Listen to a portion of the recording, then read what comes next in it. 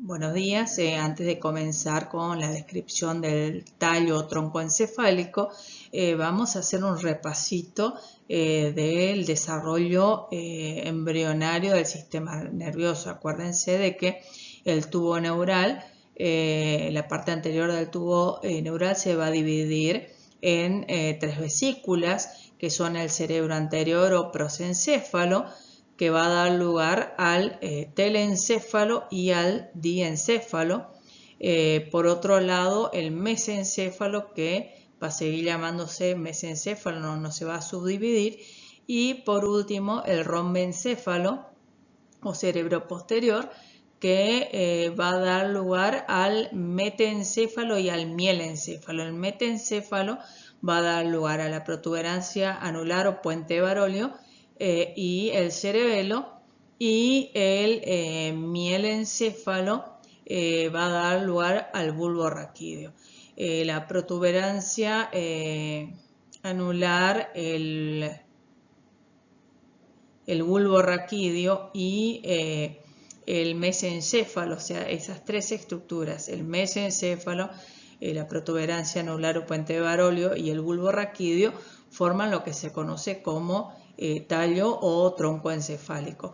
Del tallo troncoencefálico vamos a comenzar con la descripción del bulbo. El bulbo mide aproximadamente 3 centímetros, se lo puede comparar con una pirámide invertida, donde su base está limitando con la protuberancia anular y el vértice con la médula.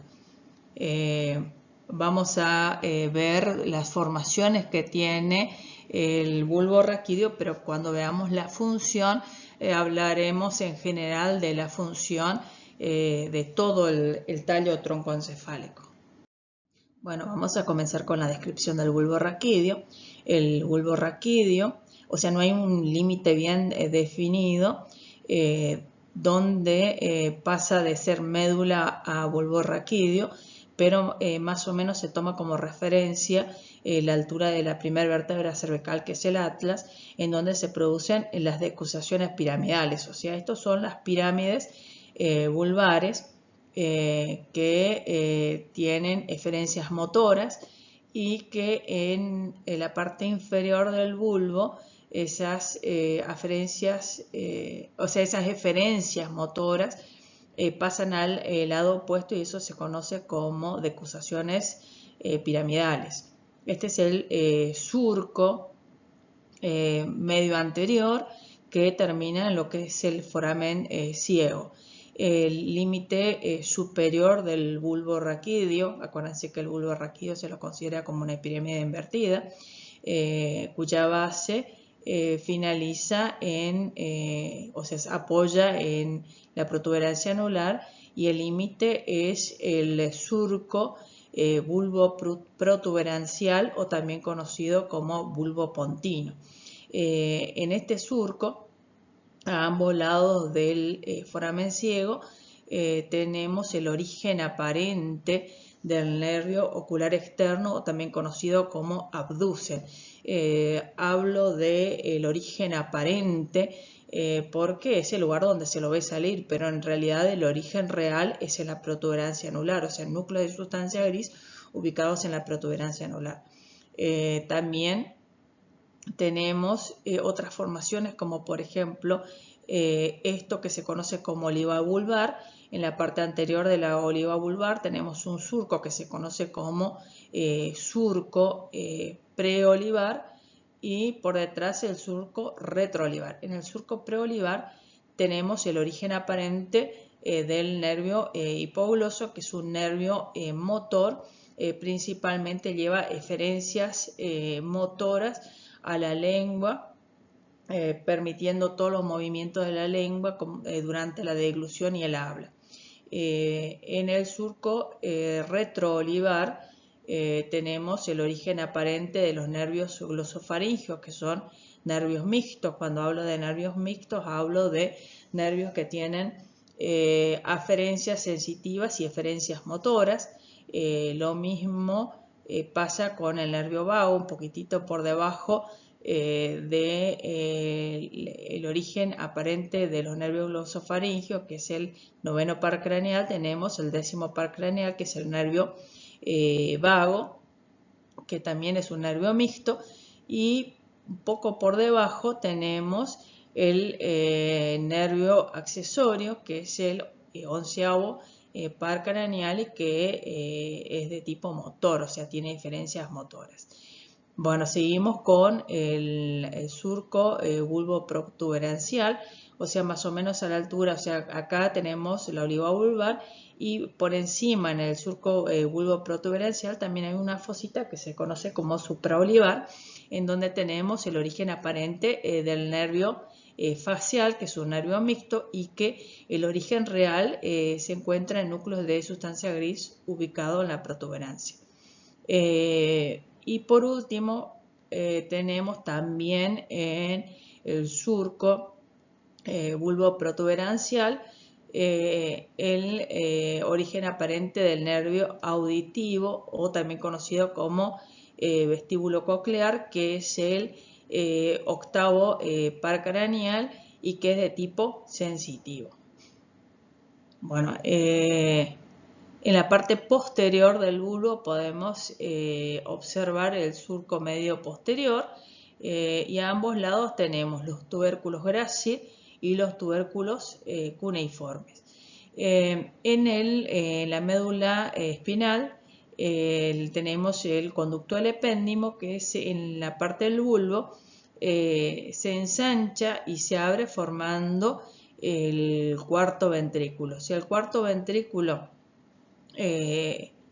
o sea, el piso del cuarto ventrículo forma el techo del bulbo raquídeo, solamente la parte inferior, ¿no es cierto? Porque la parte superior ya corresponde a la protuberancia anular. En la protuberancia anular tenemos un surco en la parte anterior que se conoce como surco basilar, porque ahí apoya la arteria basilar. Y también tenemos a ambos lados del surco basilar el origen aparente del quinto par craneal, que son los nervios trigéminos, que son de tipo mixto. Bueno, en la parte posterior de la protuberancia anular, si cortamos los pedúnculos cerebelosos medios y superiores, vamos a poder observar el techo de la protuberancia anular, que forma el piso superior de esta cavidad que se conoce como cuarto ventrículo. Y el cuarto ventrículo continúa hacia arriba por el conducto mesencefálico. Por encima de la protuberancia anular tenemos el mesencéfalo. En el mesencéfalo, en la parte anterior, podemos observar estas formaciones que se conocen como pedúnculos cerebrales, y en el surco pontomesencefálico, que es el límite entre la protuberancia anular y el mesencéfalo, encontramos el origen aparente del nervio oculomotor común, que es el tercer par craneal. También en el mesencéfalo se encuentran los núcleos, o sea, el origen real de dicho nervio. En la parte posterior del mesencéfalo podemos encontrar los colículos o tectum también, que forman el techo del mesencéfalo, y en la parte inferior se puede observar el origen aparente de los nervios patéticos, del nervio patético, que es el cuarto par craneal. O sea, en el mesencéfalo tenemos los núcleos de sustancia gris, que son el origen real del tercer par craneal y del cuarto par craneal, que es este nervio patético. Bueno, acá tenemos otra imagen del mesencéfalo, donde podemos observar los pedúnculos cerebrales y la lámina cuadrigémina, donde se pueden observar perfectamente los colículos superiores y los dos colículos inferiores. En los colículos superiores encontramos centros relacionados con los reflejos visuales, como por ejemplo ante ciertos estímulos visuales, tener la capacidad de seguir con los movimientos oculares, el movimiento de la cabeza y del tronco, esos estímulos visuales. También se encuentran los colículos inferiores, donde tenemos el centro de ciertos reflejos auditivos, como por ejemplo el reflejo del sobresalto ante un estímulo sonoro intenso, como por ejemplo el disparo de un arma. Bueno, acá se puede observar bien el nacimiento aparente del nervio patético, también conocido como troclear, que es el cuarto par craneal. Recuerden que el origen real del cuarto par craneal y del tercer par craneal es justamente el mesencéfalo. Bueno, y acá en este corte sagital también podemos observar el mesencéfalo con los pedúnculos cerebrales, la lámina cuadrigémina y el acueducto, que antes se llamaba acueducto de Silvio, que actualmente se lo conoce como acueducto mesencefálico, y la obstrucción de este conducto mesencefálico produce lo que se conoce como hidrocefalia. Bueno, ¿cuál es la función del tronco talloencefálico? Primero, que es un órgano conductor, va a conducir en forma aferente y eferente la información, o sea, toda la información que proviene de la médula lo va a conducir hacia el cerebelo y el cerebro, hacia diferentes áreas del cerebro, y también va a conducir en forma eferente la información proveniente del cerebro y del cerebelo hacia la médula. También es centro de ciertos reflejos, principalmente en el bulbo raquídeo se encuentra el centro del reflejo de la tos, cuando se produce la irritación de las vías aeríferas inferiores, y del estornudo cuando se produce la irritación de las vías aeríferas inferiores. También es centro del reflejo de la deglución, y el centro del reflejo de la deglución inhibe al centro respiratorio.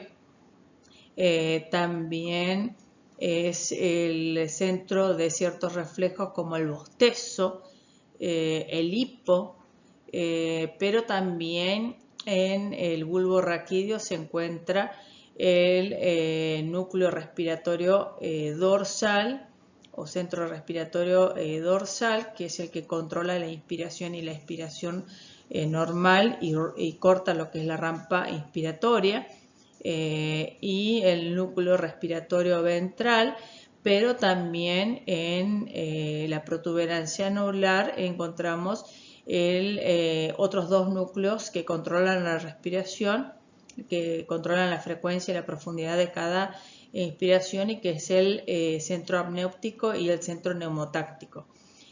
También en el bulbo se encuentran los quimiorreceptores centrales, que detectan no la concentración, directamente la concentración de dióxido de carbono, porque tenemos, sino que son sensibles a las modificaciones de los iones de hidrógeno. Entonces, o sea, el dióxido de carbono atraviesa la barrera hematocefálica, porque la barrera hematocefálica es permeable al dióxido de carbono, y ocurre una reacción química que es la unión del dióxido de carbono con el agua para formar ácido carbónico, y el ácido carbónico se disocia en ion hidrógeno y en ion bicarbonato. Y el ion hidrógeno estimula a los quimiorreceptores centrales, que están ubicados en posición ventral, y aumentan la profundidad y la frecuencia de la inspiración. También se encuentra en el bulbo el centro cardíaco, también conocido como cardioinhibidor, porque reduce la frecuencia cardíaca. También en el bulbo se encuentra el centro vasomotor, que provoca la contracción de la musculatura lisa de los vasos sanguíneos, aumentando la presión arterial. Se encuentra el centro de la deglución, que inhibe el centro respiratorio durante la deglución.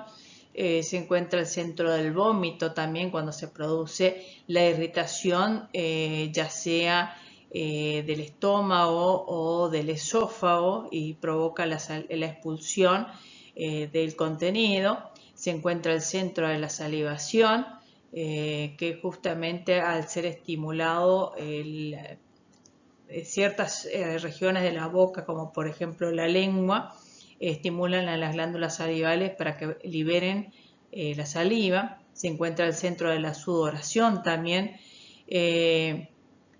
pero existen también otros centros en el tallo encefálico, no específicamente en el bulbo, que es el centro de reflejos relacionados con el equilibrio y la locomoción, que están en la protuberancia anular, y centro de reflejos emocionales, que también está en la protuberancia anular. Y en el mesencéfalo se encuentra el centro que controla los movimientos de la masticación y el centro que controla los movimientos del cuerpo. Y estos movimientos del cuerpo son controlados en forma conjunta con el cerebelo. Bueno, en el tronco encefálico también tenemos las formaciones reticulares, que son importantes porque la actividad de las formaciones reticulares permite mantener la conciencia, mantener el estado de alerta y de vigilia, y cuando esta zona disminuye, o sea, las formaciones reticulares disminuyen su actividad, se produce el sueño, que es un estado de inconsciencia parcial en el que la persona puede ser despertada. Pero una lesión en las formaciones reticulares producen el estado de coma, que es un estado de inconsciencia en el que la persona no puede ser despertada. También filtra, o sea, las formaciones reticulares filtran muchas de los estímulos, principalmente visuales, a la que está expuesto la persona, para que no lleguen a ser conscientes y de esta forma no se produzca una sobrecarga. El cerebelo está ubicado por detrás del tallo encefálico, especialmente detrás de la protuberancia anular y el bulbo raquídeo, y está ubicado por debajo y detrás del cerebro. Está separado del cerebro por la tienda del cerebelo, y si lo observamos de la parte superior podemos ver una formación media que se conoce como vermis, y a ambos lados los hemisferios cerebelosos. Si se lo mira desde arriba se lo puede comparar con una mariposa con sus alas extendidas. Bueno, el cerebelo, igual que el cerebro, tiene sustancia gris externa y sustancia blanca interna. La sustancia gris, debido como acompaña a los surcos, que son más profundos y algunos menos profundos, se pliega y adquiere esta forma arborescente, por eso que antes los anatomistas lo llamaban como el árbol de la vida. Bueno, el cerebelo se comunica con el bulbo raquídeo mediante el pedúnculo cerebeloso inferior, con la protuberancia anular con el pedúnculo cerebeloso medio, y con el mesencéfalo por medio del pedúnculo cerebeloso superior. Bueno, como el cerebelo tiene surcos menos profundos y otros más profundos, los surcos más profundos lo dividen a cada hemisferio cerebeloso en 3 lóbulos, que es el lóbulo anterior o paleocerebelo, el lóbulo posterior o neocerebelo, y el lóbulo flóculo-nodular o arquicerebelo. Bueno, ¿cuál es la función del cerebelo? El cerebelo tiene como principal función regular las actividades motoras. ¿Qué actividades motoras? Por ejemplo, coordina las acciones de los músculos durante los movimientos, principalmente movimientos rápidos, como por ejemplo hablar, correr, escribir a máquina, ejecutar un instrumento. También regula el tono muscular, controlando la intensidad de la contracción muscular y la interacción entre los músculos agonistas y antagonistas. O sea, los músculos agonistas son aquellos que se contraen en una acción y los antagonistas son los que se relajan en una determinada acción. También intervienen en el mantenimiento del equilibrio. Pero para cumplir con estas funciones necesitan recibir información. ¿De quién reciben información? De propioreceptores ubicados en los mismos músculos que informan sobre la postura corporal y el juego con las extremidades, del aparato vestibular, los conductos semicirculares, que le informan sobre las posiciones y desplazamiento de la cabeza en el espacio, y también la corteza cerebral, que le informa sobre los movimientos proyectados y los movimientos en ejecución.